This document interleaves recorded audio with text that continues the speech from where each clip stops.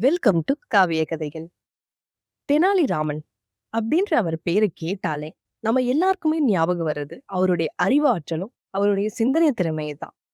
அவரை பத்தி பல கதைகள் இருக்குது. அதுல ஒண்ணான மிக விலை மதிப்பான பரிசு அப்படின்ற கதையை தான் இன்னைக்கு நம்ம பார்க்க போறோம். பசுமையான புல்வெளிகளோட, நிரம்பி வழியிற நீர்வீழ்ச்சியோட, பிரம்மாண்டமான கட்டிடங்களோட இருந்த நகரம் தான் விஜயநகரம். அந்த நகரத்தை ஆண்டு வந்த மன்னர் தான் கிருஷ்ணதேவராயர். கிருஷ்ணதேவராயர் ரொம்பவே வீரமும் அறிவாற்றலும் கொண்டவர். அவர் அந்த ராஜ்யத்தை ரொம்பவே சீரும் சிறப்புமா ஆண்டு வந்தாரு. அவரோட அரண்மனையில பல கவிஞர்கள், அறிஞர்கள், அமைச்சர்கள் இருந்தாங்க. அத எல்லாத்துலயுமே ஒருத்தர் மட்டும் தனித்து இருந்தார். அவர்தான் நம்மோட தெனாலிராமன். ஒரு நாள் அரசர் ஆழ்ந்த சிந்தனையில இருந்தார். அப்போ அவர் பக்கத்துல இருக்க அமைச்சர், "என்ன மன்னா, ஏதோ ஆழ்ந்த சிந்தனையில இருக்கீங்க?" அப்படின்னு கேட்டார்.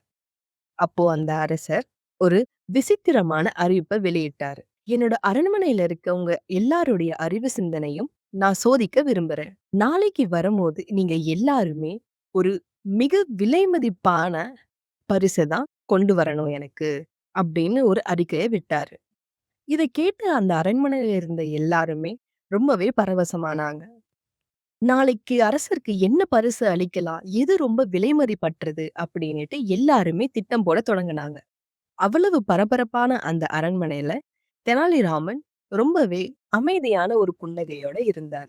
மறுநாள் விடியல் வந்தது. மன்னர் ரொம்பவே ஆர்வமா இருந்தாரு. ஒரு அமைச்சர்கள் என்ன கொண்டு வர போறாங்க, விலை மதிப்பில்லாத பரிசு எது அப்படின்றது தெரிஞ்சுக்கிறதுக்கு மன்னர் ரொம்பவே ஆர்வமா இருந்தாரு. மன்னர் பேசத் தொடங்கினார். "நேற்று நான் கேட்ட அந்த விலை மதிப்பில்லாத பரிசு எங்கே?" அப்படின்னு கேட்டாரு. அதுக்கு ஒரு அமைச்சர் தங்கங்கள் நிறைந்த ஒரு பெட்டியை கொண்டு வந்து, "இதுதான் மன்னா உலகத்திலே விலைமதிப்பில்லாத பரிசு.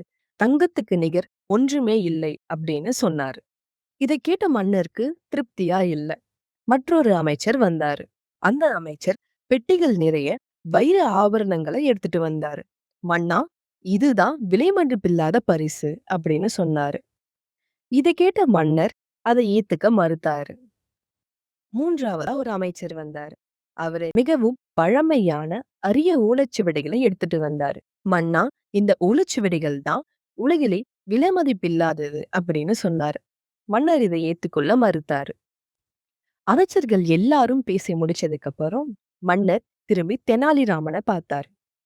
"தெனாலிராமா, நீ எதுவும் எனக்கு கொண்டு வரலையா? நான் கேட்ட விலைமதிப்பில்லாத பரிசு எங்கே?" அப்படின்னு கேட்டாரு. அதுக்கு தெனாலிராமனும் சிறு புன்னகையோட, "சற்று இருங்கள் மன்னான்னு" சொல்லிட்டு ஒரு பானைய அந்த சட்டசபைக்கு கொண்டு வந்தாரு. அந்த பானை ரொம்பவே சிறியதாக இருந்தது. அது ஒரு துணியால மூடப்பட்டிருந்தது. இத பார்த்த அமைச்சர்கள் எல்லாரும் சிரிக்க ஆரம்பிச்சாங்க.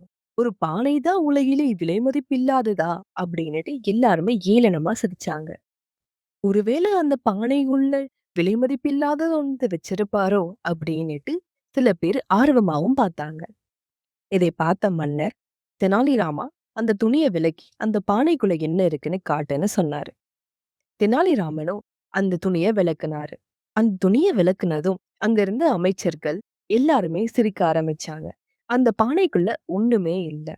இத பார்த்த மன்னர் ரொம்பவே கோவப்பட்டாரு. "தெனாலிராமா, என்னது இது? ஒரு விலைமதிப்பில்லாத பரிச கொண்டு வானா, ஒரு காலி பானைய கொண்டு வந்திருக்கேன்னுட்டு" மன்னர் ரொம்பவே கோவப்பட்டாரு. "இந்த செயலுக்கு நீ உரிய விளக்கம் கொடுக்கலன்னா உனக்கு கண்டிப்பா தண்டனை உண்டுன்னு" மன்னர் சொன்னார். தெனாலிராமனும் புன்னகையோட அவருக்கு பதில் சொல்ல ஆரம்பிச்சாரு. "அரசே, நான் கொண்டு வந்தது காற்று. காற்று நமக்கு தெரியாது. ஆனால் அது இல்லாம நம்மளால வாழ முடியாது. அது இங்க இருக்கிற உலகத்துல எல்லா இடத்துலயுமே இருக்குது. காற்று இல்லாம நம்மால் மட்டும் இல்லை. இந்த உலகத்துல எந்த ஜீவராசியாலும் வாழ முடியாது. இங்க இருக்க பல தங்கத்தாலையும், வைரத்தாலையும் இந்த காற்ற மாத்த முடியாது. இந்த காலி பானையில உலகிலே விலைமதிப்பில்லாத ஒன்று இருக்கு. நம்ம இத நம்மளுடைய வாழ்க்கையில தினமும் பயன்படுத்துறோம். ஆனா, இதோடைய மதிப்ப நம்ம உணர்ந்தது கிடையாது." இந்த பதில கேட்ட ராஜா ரொம்பவே சந்தோஷமா சிரிச்சாரு. தெனாலிராமனுடைய பதில கேட்ட மன்னர், "தெனாலிராமா, இந்த அரசபையிலேயே மிகவும் அறிவானவன் நீதான்னு மறுபடியும் நீ நிரூபிச்சுட்ட. தெனாலிராமனை பார்த்து பொறாமைப்பட்ட ஏளனமா சிரிச்ச அமைச்சர்கள் எல்லாருமே தலகுனிஞ்சாங்க. இந்த கதையில வர மாதிரி உலகத்திலே விலைமதிப்பு இல்லாதது என்னன்னு நீங்க நினைக்கிறீங்க? பணமா? பொருளா? நகையா?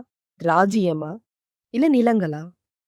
இந்த கதையில வர மாதிரி காற்றை நம்ம தினமும் சுவாசிக்கிறோம், தினமும் உபயோகிக்கிறோம். ஆனா அதோட மதிப்பை நம்ம புரிஞ்சுக்கிறதே இல்ல. இதே மாதிரி தான் நம்ம மேல அன்பு வச்சிருக்க பல பேரை நம்ம உதாசீனப்படுத்திடுறோம். அவங்களுக்கு நம்ம முக்கியத்துவம் கொடுக்கறதே கிடையாது. அவங்களோட அன்பை நம்ம புரிஞ்சுக்கிறது கிடையாது. அந்த அன்பை என்னைக்கு நம்ம புரிஞ்சுக்கிட்டு அதுக்கு தேவையான மரியாதையையும் மதிப்பையும் நம்ம கொடுக்கறோமோ, அன்னைக்கு நம்மளுடைய வாழ்க்கை ரொம்பவே அர்த்தமுள்ளதாகவும் அழகாகவும் மாறும். இது போன்ற சுவாரஸ்யமான கதைகளை கேட்க காவிய கதைகள் சேனலை சப்ஸ்கிரைப் பண்ணிக்கோங்க. தேங்க்யூ.